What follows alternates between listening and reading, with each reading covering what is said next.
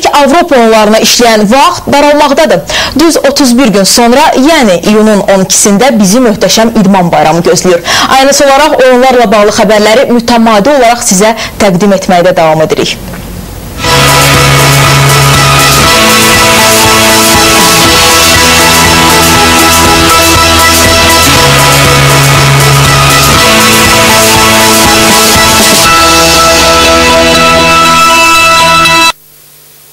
Bakı 2015-in məşəli günün birinci saatında Zərdabın qonağı olub, indi isə alov estafeti Tərtərdədir. Məşəlin bölgədəki sərgüzəştlərindən Ramil İbrahimov xəbər verir.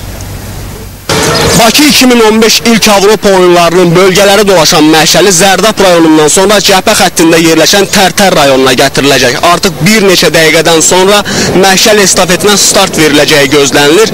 Rayonun girişində bayraq meydanı qarşısında quraşdırılmış Avropa oyunlarının rəmzi qapısı qarşısında məşəli ilk olaraq yerli idmançılardan Rasif Abbasovun təhvil alacağı gözlənilir. Daha sonra 10 marafonçunun iştirakı ilə məşəl təqribən 4000 metr məsafədə daşınaraq mərkəzi meydanında quraşdırılmış səhnəyə gətiriləcək. Burada Azərbaycan boks üzrə Azərbaycan çempionu Faiq Məmmədov və səhnədəki məşəli alovlandıracaq.